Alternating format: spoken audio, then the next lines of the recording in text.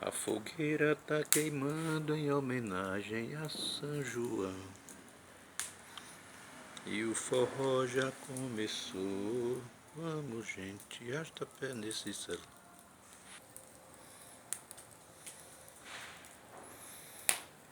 Eita, quantos nordestinos espalhados pelo Brasil e pelo mundo gostaria de estar fazendo uma fogueirinha dessa no quintal, na frente de sua casa. É muitos nordestinos espalhados pelo Brasil e pelo mundo.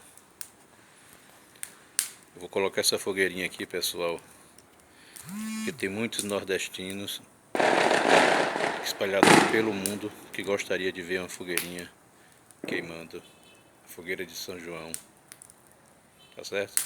Então gostaria de desejar a todos os irmãos nordestinos, todos os irmãos brasileiros que estão em outros países, espalhados pelo mundo inteiro, e nordestinos que estão espalhados por todo o Brasil. Ofereço essa fogueirinha aqui em homenagem a todos os nordestinos do Brasil inteiro, que estão espalhados pelo Brasil.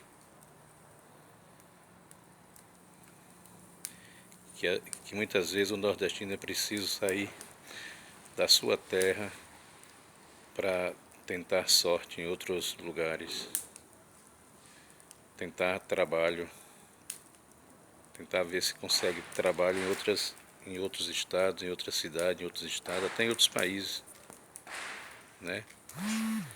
Porque o Nordeste é muito bonito, pessoal, mas precisa muito investimento no Nordeste para que as pessoas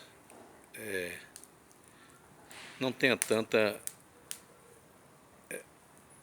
as pessoas não migrem para outros lugares, né? Seria bom que todos os nordestinos um dia conseguissem voltar para sua terra. Abraço a todos os nordestinos espalhados pelo Brasil inteiro. Valeu, amigos. Se vocês estão onde estão é porque foi pela necessidade que vocês tiveram que sair da sua terra natal para tentar a vida em outros lugares. Abraço a todos, fica com Deus. Aqueles que puderem se inscrever no canal, deixar o seu like, eu agradeço. Obrigado a todos.